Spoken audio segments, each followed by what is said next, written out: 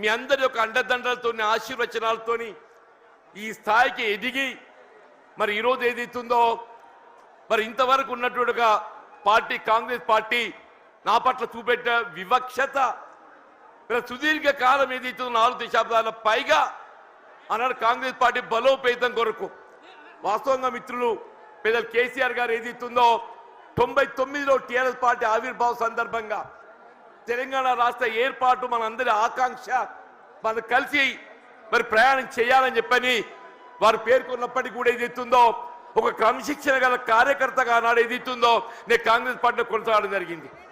ఇవాళ ఏదైతే తెలంగాణ రాష్ట్ర ఏర్పాటు ఆకాంక్ష యావత్ తెలంగాణ ప్రజల యొక్క లక్ష్యం ఇవాళ మన యొక్క జన్మ హక్కుగా భావించి ఏదైతుందో పెద్దలు కేసీఆర్ గారు తెలంగాణ రాష్ట్ర ఏర్పాటు ఉద్యమ నాయకుడిగా అన్నాడు ఏదైతుందో వారి శాసనసభ్యుడిగా డిప్యూటీ స్పీకర్ ఏదైతుందో పదవికి రాజీనామా చేసి ప్రజాక్షేత్రంలో ఏదైతుందో వీళ్ళ యావత్ తెలంగాణ సమాజాన్ని జాగృతి చేసే విధంగా ఉద్యమించడంతో తెలంగాణ రాష్ట్ర ఏర్పాటు కల సహకారమైంది అని చెప్పక తప్పదని చెప్పంటున్నా.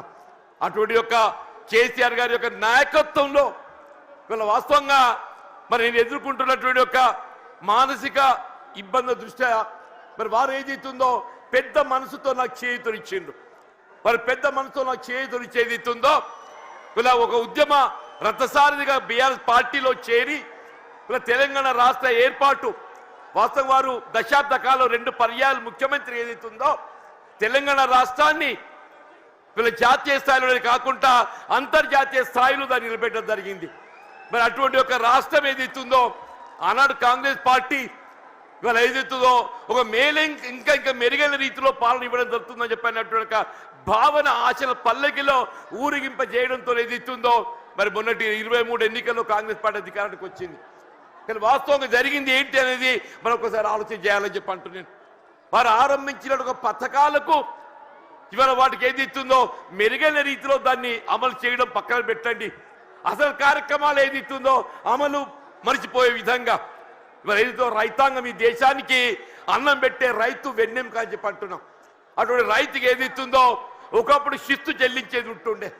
ఆ శిస్తు చెల్లింపు ఏదైతుందో ఆనాడు ఎన్టీ రామారావు టీడీపీ ప్రభుత్వ హయాంలో దాన్ని రద్దు చేస్తే వీళ్ళ కేసీఆర్ గారు ఏదైతుందో వీళ్ళ దేశంలోనే కాదు అంతర్జాతీయ స్థాయిలో కూడా పెట్టుబడి సమకూర్చే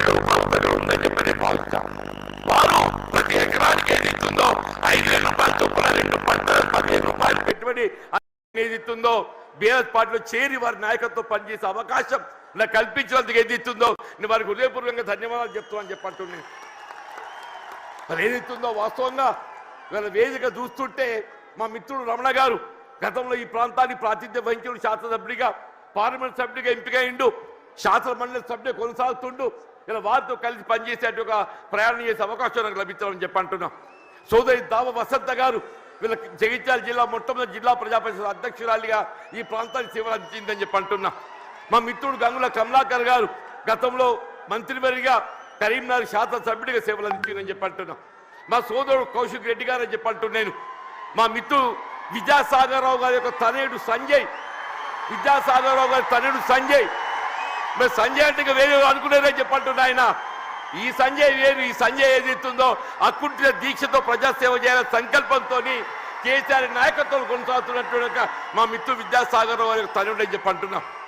ఇలా జిల్లా బీఆర్ఎస్ పార్టీ అధ్యక్షుడు విద్యాసాగరరావు గారు మనందరినీ సమన్వయం చేస్తాను ముందుకు వచ్చినటువంటి ఒక సోదరుడు పల్లా రాజేశ్వరరెడ్డి గారు, ఇక వేదికపై ఉన్నటువంటి ఒక శాసన మండలి సభ్యులు, ఇవాళ ఇంకా ఇతర మిత్రులు అందరూ కూడా అందరికీ నేను చేతులెత్తి నమస్కరిస్తున్నాను చెప్పి అంటున్నాను.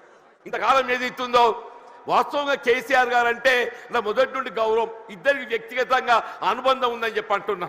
మేము ఏదైతుందో విద్యార్థి దశ నుండి మేము కలిసి ప్రయాణం చేసినటువంటి వాళ్ళం. వీళ్ళ భిన్న అభిప్రాయాలు, భిన్న రాజకీయ పార్టీలు మరి వేదిక ఏదైతుందో మరి కలిసి ప్రయాణం చేయలేకపోయినా కానీ ఇలా అభివృద్ధిలో ఏదైతుందో వారు 2014 తెలంగాణ రాష్ట్రం ఏర్పాటు అయినాడు ఏదైతుందో నేను శాసనసభ్యులు గెలిచానని చెప్పంటున్నా. నాపై గౌరవంతో నాకు ఇప్పటికి గుర్తు చేస్తున్నా. మీకు అన్న బోర్లపల్లి వంతెనని చెప్పంటు నేను గోదావరి నదిపై వంతెన నిర్మాణం చేస్తే అటు ఆదిలాబాద్ ఇటు ఉమ్మడి కరీంనగర్ జిల్లాలు కలిసి ఏర్పడతాయని చెప్పని ఒక విజ్ఞప్తి చేయడంతోనే